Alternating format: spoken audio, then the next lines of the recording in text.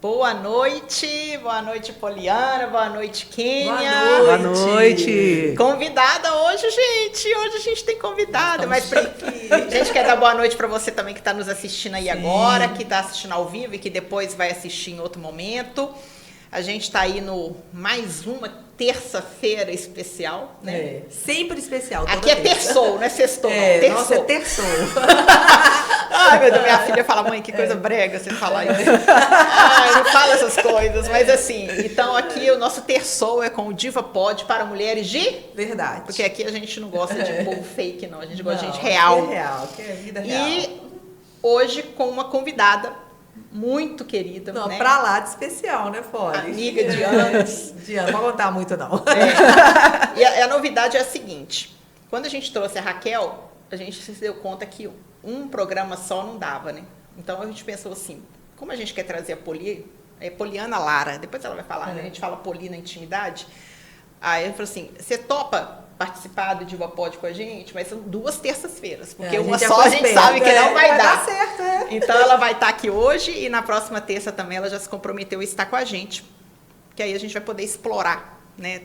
Eu falava assim aqui, antes de começar, essa potência que é essa mulher, como todas as que a gente deseja trazer aqui no programa. Verdade, né? Verdade, uma diva. Bem-vinda, Poliana Lara. Olá, meninas. Olá, meninas, gostei. Eu estava pensando antes de vir para cá, né? Pensando essa semana, né? Durante o tempo que a gente tem, né? Porque, aliás, é uma coisa que nos falta muito tempo, né? Mas também nos falta saber administrar o tempo. E eu pensando, nós 3, a gente é quase do mesmo ano, a gente nasceu praticamente no mesmo ano, né? A Kênia, esse ano, completou seus 50 anos. Eu tive a oportunidade de tocar na festa dela. Eu tive a alegria de ter a Poli lá, gente, tocando. Eu faço 50 esse ano, Ivna também está caminhando para isso. Então, aqui a gente tem um grupo de cinquentenários, assim, extremamente competente, extremamente antenado, né? E isso é muito bom da gente sentir que os 50, como dizem, são os novos 30. De repente, 30. Espero que isso vale também para a exposição física, né? Para a memória. Mas, enfim, é uma honra estar aqui, né? Eu estou muito feliz de ter sido convidada, principalmente pelo fato de termos tanto tempo de amizade, são 30 anos. Né? Não é qualquer grupo de mulheres que consegue ficar tanto tempo amigas. E isso é algo muito importante. Na minha vida, vocês são muito importantes, né? E falar com vocês, conversar com vocês é sempre bom. Sempre bom. Seja muito bem-vinda.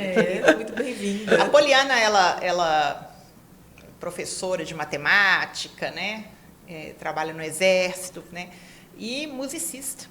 Essa mulher canta todos os ritmos. Ela canta literalmente, e canta, né? Quem sabe faz ao vivo. Inclusive, nesse programa... Nem tanto. Nesse programa a gente não vai ouvir ela cantando, segura, que vai ser no segundo, no próximo. Mas na semana que vem ela vai dar uma brechinha, porque ela é a música que... A musicista, né, a cantora, que acompanha o Viva Sua Real Beleza desde o seu nascimento, em 2018. Todo cantando, animando, põe a mulherada toda para dançar, então é maravilhoso. Mas e as divas também, né? No nosso encontro diva, que a gente teve show com Poli. Sim, é verdade. Já participei dessa... De muita coisa, né? E aí, Poli, hoje a gente vai dar continuidade ao que a gente começou a falar. Todos esses temas aí estão sendo muito voltados muito para essa dimensão das emoções, porque é o tema que a gente vai trabalhar dia 3 de novembro, no Fazendo as Pazes Comigo. E uma das dimensões que esse alicerce, a Raquel Araújo esteve aqui e falou isso pra gente, é a espiritualidade. Semana passada nós falamos da falta. Um parênteses, Ivna. Ela é o solo, o alicerce são as emoções. Depois de professor, né, gente? Só para ser fiel. Somos todos professores aqui, né? Fiel à fonte, né? Ela verdade. falou que os alicerces são as emoções, mas essas emoções têm que estar alicerçadas em um solo. Olha isso, no solo. O solo é a espiritualidade. É a espiritualidade, que é constitutiva da gente, né? Tá com a gente. Que é totalmente diferente de religião, né? Bom, ela frisou isso também. Mas aqui, então, a gente falou semana passada sobre a questão da falta.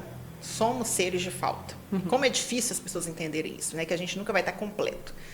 E eu terminei, Poli, ser uma mulher aí que transita muito também na teologia, né? Tem uma caminhada também né? Nós três aqui, uma juventude inteira entregue. E eu não sabia disso, né? E eu vou repetir aqui, porque não sei se você viu o episódio passado, mas para quem também não viu, volta, que o Salmo 23, muito conhecido, que diz, o Senhor é meu pastor e nada me faltará. Se nós formos pegar literalmente a tradução e ser fiel ao hebraico, o texto original diria, o Senhor é meu pastor e ele nunca há de me faltar, ou seja, o pastor nunca vai faltar para a ovelha, nunca vai deixar essa ovelha só. Faz muito mais sentido. Muito mais. Isso é muito revelador, porque... Muda tudo, né, na muda verdade. Tudo, muda é uma tudo. chave violenta. Porque, na verdade, a gente fica... Quando a gente tem essa versão correta, a gente entende que ele nos acompanha em qualquer circunstância. Na outra, parece que ele é um servo meu. Então, o Senhor é meu pastor e nada me faltará. Então, por ele... Isso, né? ele também trabalha. E aí, tipo assim, aí eu viro, e aí a gente canta, né? Tu és, Senhor, o meu pastor. Eu não vou querer cantar aqui na sua frente, mas assim, o Senhor é meu pastor, tu és, Senhor, o meu pastor e nada me faltará. Aí você fala assim, pô, mas me falta grana, me falta isso, me falta aquilo, me falta saúde, me falta um namorado, me falta um casamento, sei lá, me falta um filho, a vida sempre falta. E aí, eu fiquei enlouquecida quando eu descobri isso. Eu fui ler, eu peguei uma professora no hebraico no YouTube e comecei a entender o hebraico, para querer entender, anotar, porque eu falei assim, isso é muito louco. E você sabia disso, Poli? Não me recordo, pelo menos, de ter tido essa interpretação. Essa formação.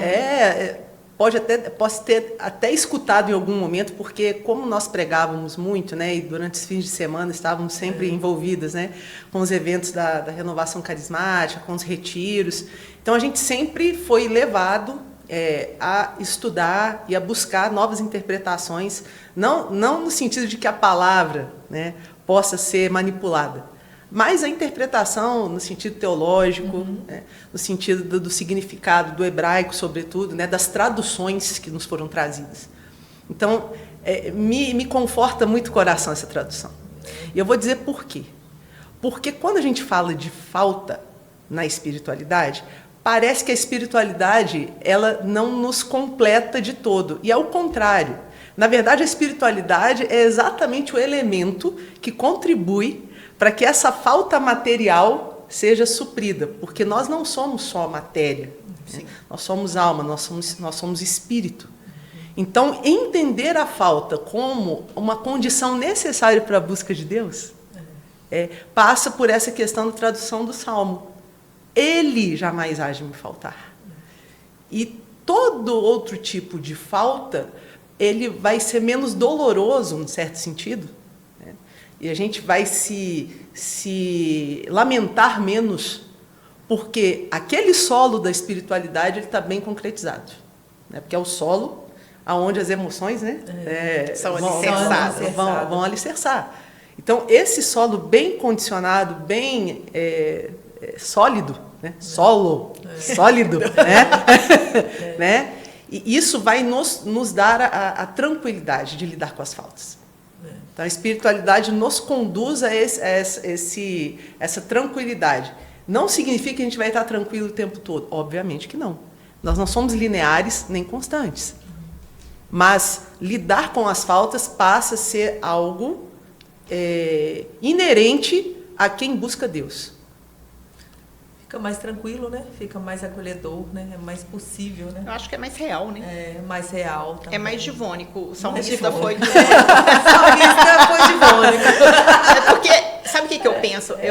Quando eu vi isso, li isso e fui estudar, eu fui comentar com a minha filha. Maria Clara está com 19 anos e ela está nessa sede, né? Essa sede. É um retrovisor, gente. É legal, né? Está se vendo, legal, né? Está se vendo, é muito Fala louco de isso. Inclusive, um dia, num encontro desses de amigos, né? Estava lá um colega muito querido nosso, que é o Bruni, né?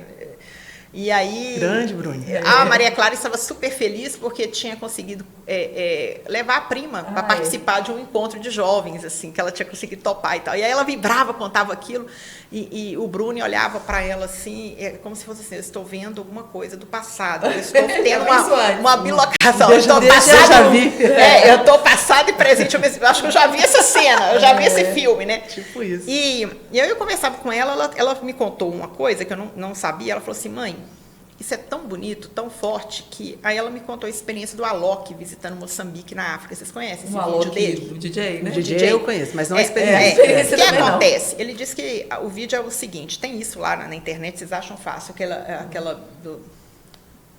agora eu esqueci a ONG, não é Médicos Sem Fronteiras, mas é uma dessas ONGs famosas que atua na África. O que acontece? Ele entrou numa crise de fé profunda e questionando Deus, né? Por que falta tanta coisa? Por que tanta injustiça? Que é o que está aí, está dado, né? Que a gente nasce com essa pergunta, né? E aí ele foi, então, visitar essas comunidades bem carentes no Moçambique. E quando ele chegou lá, parece no vídeo, sabe? Que ficava tipo um vlog da viagem. Ele começa a chorar muito, ouvir as histórias daquelas pessoas. E as pessoas sorrindo. E aí, ele entendeu que, isso é muito forte, que não é que Deus esqueceu dessas pessoas. Deus não esqueceu, porque se elas não tivessem a Deus, elas não teriam nada. Porque elas só têm a Deus. Na pobreza absoluta, elas só têm a Deus. Então, não foi... Aí ele vira e fala assim, não foi Deus que esqueceu de vocês, fomos nós, seres humanos, que esquecemos de vocês. Exatamente. Isso é muito forte. Fortíssimo, olha. Então, ele fala assim, fomos nós que esquecemos deles. E aí ele vai falar, e isso é tão emblemático, tão forte, porque assim... E aí, nessa hora, Maria Clara usou uma expressão muito forte, falou assim, por isso que é tão difícil chegar a Deus sem atravessar o pobre.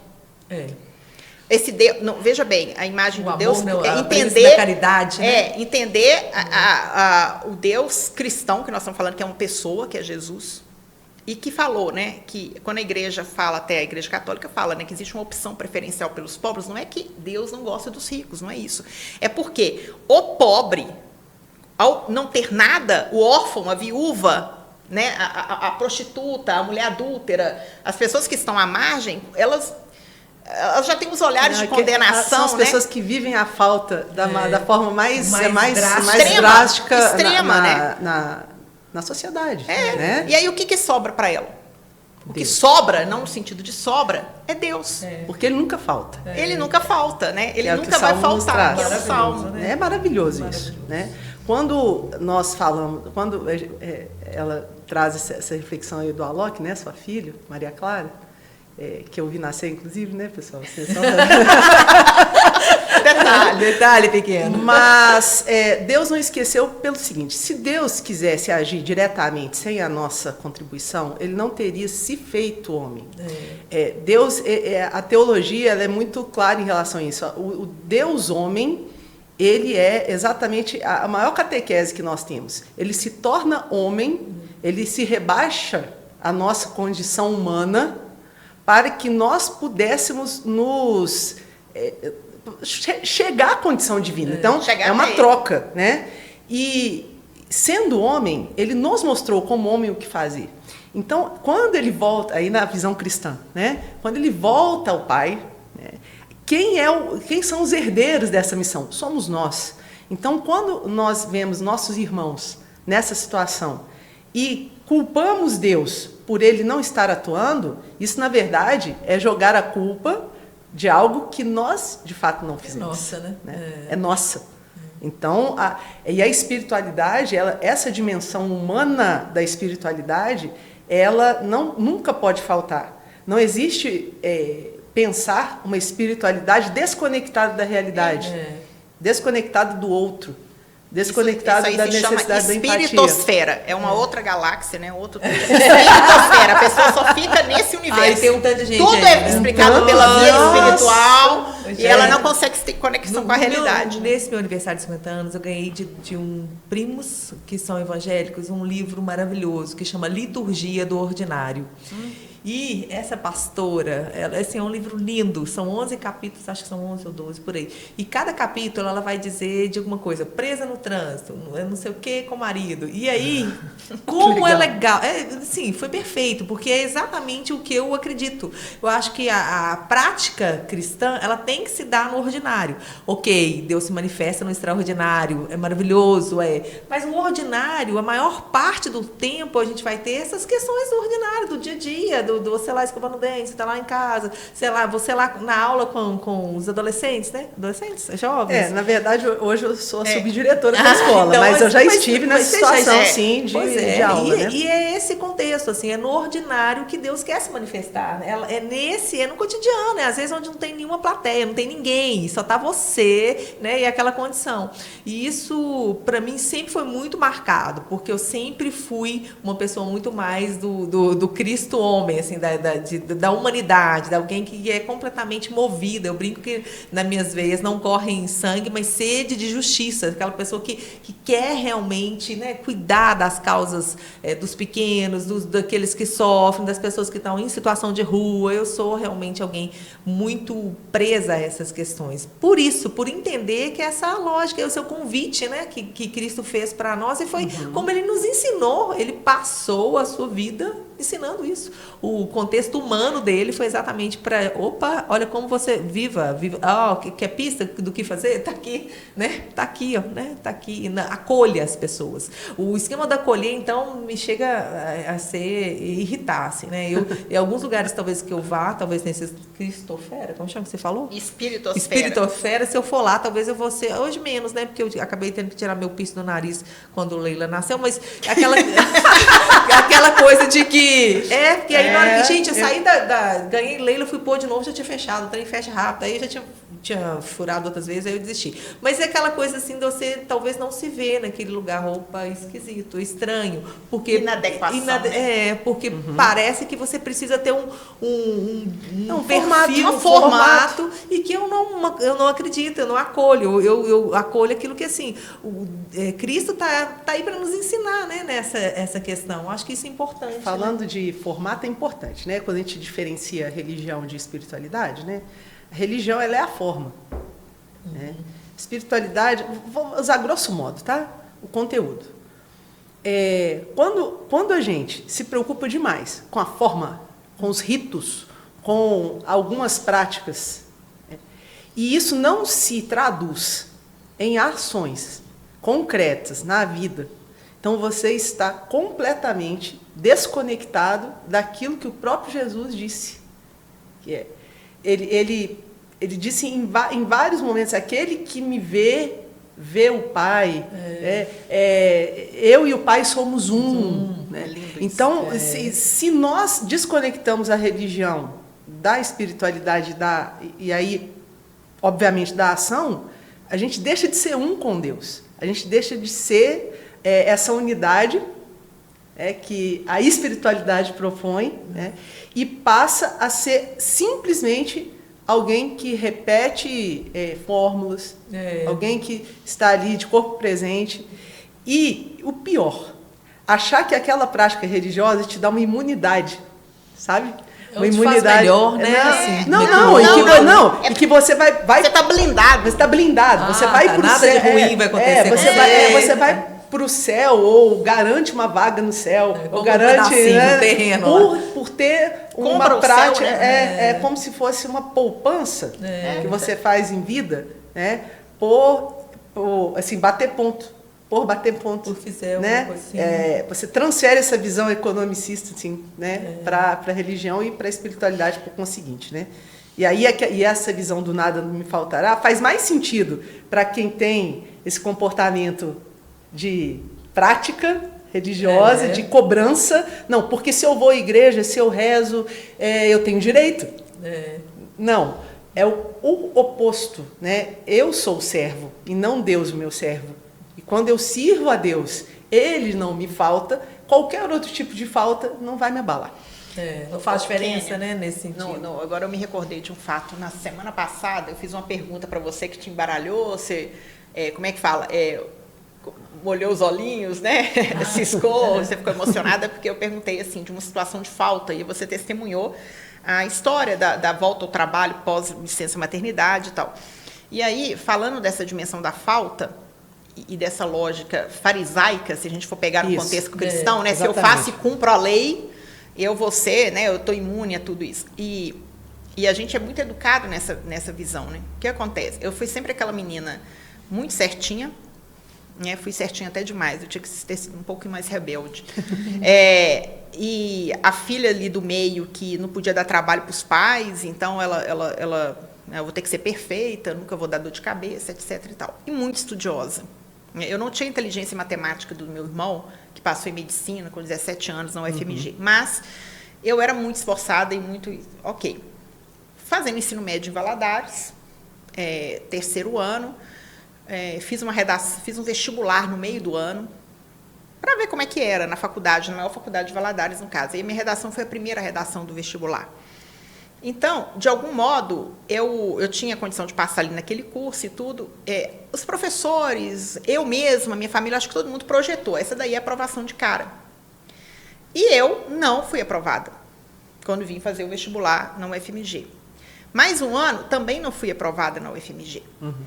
E naquele contexto, eu vivi uma experiência, né, assim, dessa prática mais religiosa, da juventude e tudo, e uma coisa que sempre me intrigava, e aí eu vou chegar nisso, é a parábola do pai misericordioso, conhecida como a parábola do filho pródigo, em que existe uma certa exaltação da figura do filho pecador, que larga tudo, que vende os bens e volta e tem festa para ele, e que se colocava aquele irmão mais velho como o ruim, a gente ouvia isso, né, o irmão mais velho ali, ele era como é que fala? O carrasco, né? Não, o invejoso.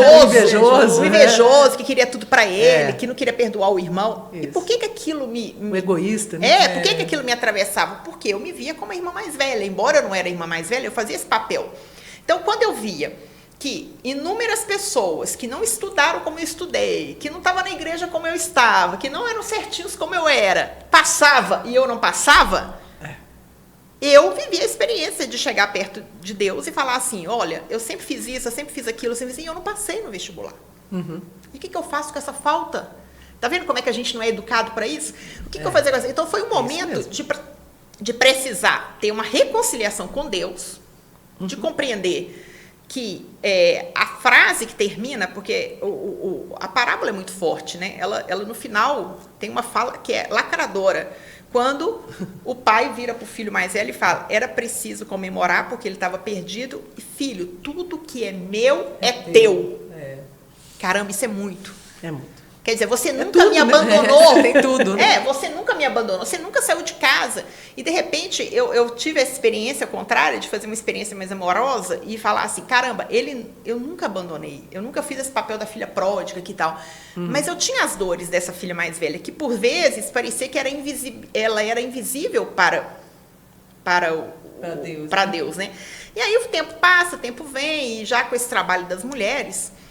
eu fui fazer um retiro uma vez para mulheres que chamam Olhar de Amor sobre o Feminino, e naquela semana, pensando num texto baseado numa história que eu vi dentro do estúdio, eu tive um insight assim, que é uma coisa um pouco perigosa teologicamente, mas a minha como é que fala quando o cara liberdade poética? Licença poética. A licença poética me permitiu fazer. Então eu fui falar para aquelas mulheres, e eu teve aquele insight que eu falei assim, que ali na parábola fala que eram 2 filhos, então nós vamos mudar, eram 2 filhas. Só que, na verdade, eu acho que tinha uma terceira ali, no meio. Era a Ivna, né? A gente fala das nossas dores, né? Então, eu percebi, eu não era a filha mais velha mais, eu já tinha superado aquilo. E não era a filha mais nova rebelde, eu era literalmente a filha do meio. Só que essa filha do meio, entre a atenção do pai no mais velho e a atenção no caçula, ela se anulou. Anulou em que sentido? Não era a minha experiência daquilo, mas eu consegui fazer essa leitura da minha vida atrás. Então, essa filha, ela se torna invisível. Ela não dá trabalho nenhum, ela não aponta nada, então ela fica invisível aos pais ali. Ela nem aparece no texto bíblico. Nem foi citada, né? Nem no rodapé. Ela nem aparece. E aí eu me lembrei de um outro trecho bíblico que fala da mulher encurvada, né? Que ela na dor dela, ela vai se encurvando, até o ponto que ela some e não aparece. E aí eu fiz essa reflexão e tudo, e foi tão forte, Poli, porque eu pedi uma carta de avaliação no final. E ali tinha uma das mulheres, eu nunca vou esquecer isso, que ela pregava nos encontros que eu ia, no Seara, em Viçosa. Ela era aquela pessoa que me formava, e ela estava nesse encontro. E no final ela escreve uma carta e fala assim, eu escrevo com lágrimas nos olhos. Quantos anos servindo na igreja, já fiz terapia, já fiz isso, já fiz aquilo, já busquei tratamento de todos os jeitos para tentar entender a minha dor. E hoje eu descobri, eu sou a filha invisível. Nossa. Filha do meio, né? Coisa, né? Que é invisível porque ela se colocou no papel de invisível. Porque Sim. a verdade, quem tem que romper essa invisibilidade somos nós, de chegar e falar, ei, eu tô aqui, Jesus, filho de Davi. Não, isso vira Eu tô vitimização, né? É. A gente pode passar por um processo de vitimização, De reconhecer esse lugar mas não e- fazer nada para mudar Pra sair, a situação. né? Isso, né? mas aí entra o autoconhecimento que a gente tem falado tanto. A partir do momento que eu ligo que o Wi-Fi liga aí, né? Essa conexão acontece, eu vou tentar entender as causas, por que eu me permiti ser invisibilizada Sim. e trabalhar para que isso não aconteça. Então, isso era tão forte, que teve um dia que eu perguntei para minha mãe, essa história me marca muito, assim, já casada, mãe, você reza para mim? Aí ela respondeu assim, filha, mas você não precisa. Olha. Pô! Nossa.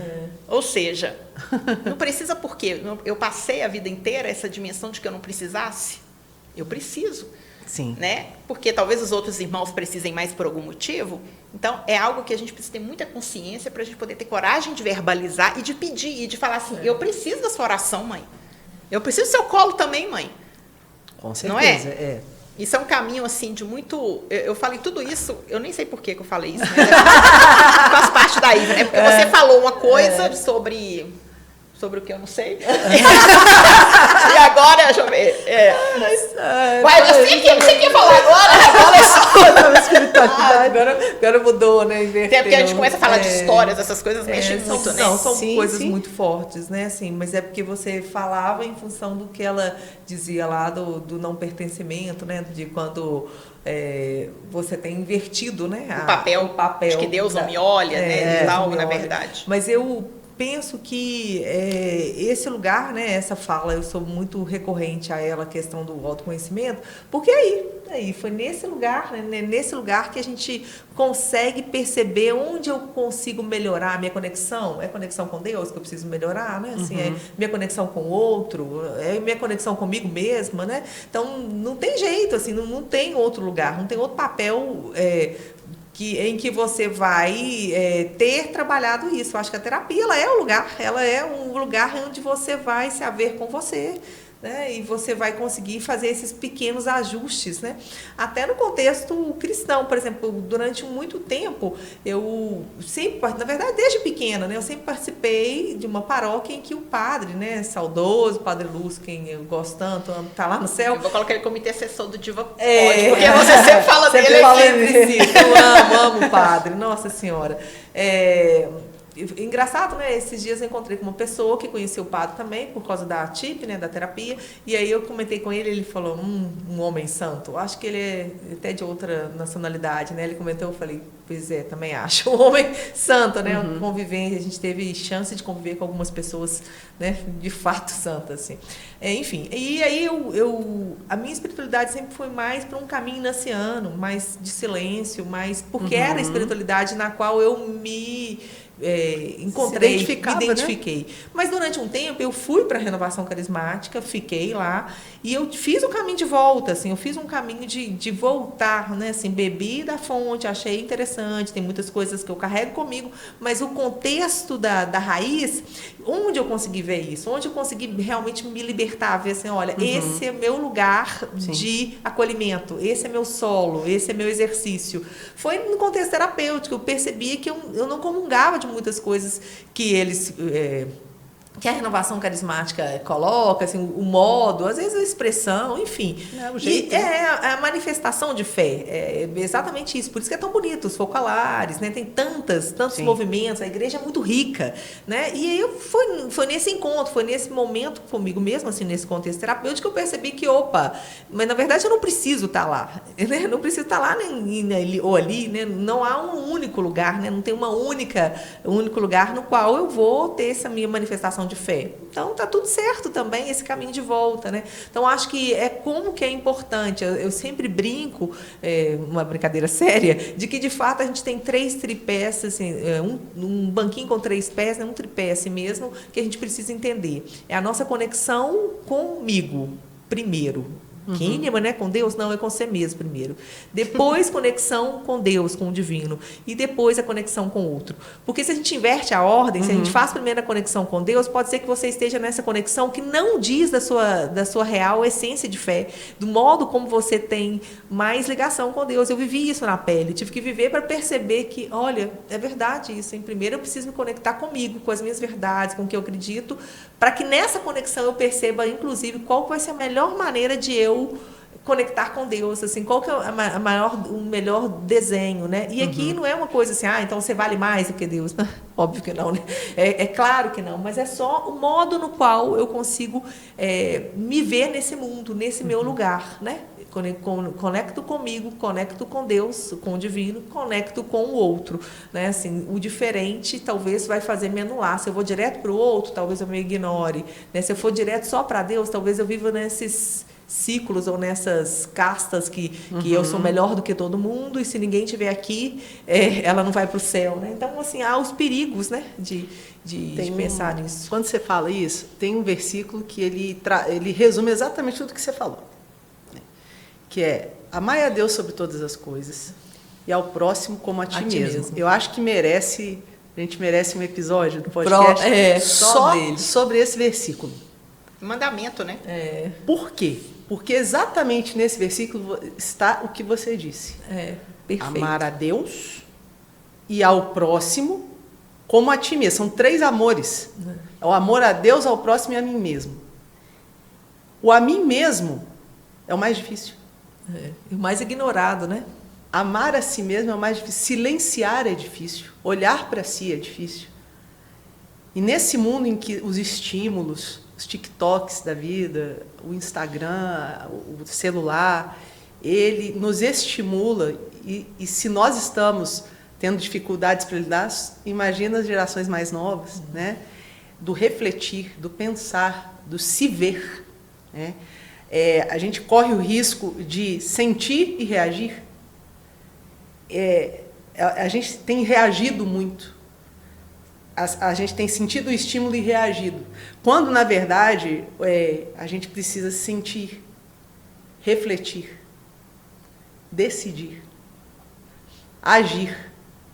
Esses processos internos estão prejudicados. Muito. Quando esses processos internos estão prejudicados, a nossa espiritualidade também está, porque ela depende desse processo de reflexão, de análise, de olhar para si mesmo, de olhar para o outro. Sim, a gente é muito reativo, rápidas, né? As reações têm que ser rápidas, a gente tudo, tem que ser automáticas e tem que ser na hora. E eu digo para vocês, a minha espiritualidade hoje, eu vivo de uma maneira muito séria no meu trabalho. Quando a gente fala do concreto, muitas vezes eu sou subdiretora de uma escola e eu me pego na minha sala, sozinha, fecho a porta e eu peço: Senhor, me dê nesse momento a luz que eu preciso, porque eu não consigo decidir. Eu não tenho elementos totais para decidir, eu preciso decidir. Nessa hora é que cai o Salmo 22 como uma luva, né? Porque ele não falta. Ele não falta. Falta o elemento para decisão, falta muitas vezes a energia para decidir, falta a paciência, falta o momento para falar a hora certa, falta tudo, menos o direcionamento de Deus. E se a gente não é capaz de ter essa humildade de se voltar para o Senhor nesses momentos cruciais e não banalizar a fé. Ordinárias, né? Ordinárias, exatamente. Também. E não banalizar a fé, que Deus tem que atender a tudo que eu quero. Quando a gente deixa de banalizar a fé nesse sentido e considerar a ação de Deus como algo crucial na nossa vida e pontual e muitas vezes cirúrgico e imperceptível, aí sim nós estamos de fato amadurecendo na nossa fé. Também acredito muito nisso. Assim, acho que são em coisas que a gente menos imagina, né? Eu ia falar. Não, eu ia falar que o nosso tempo está acabando. Eu sou estraga prazer.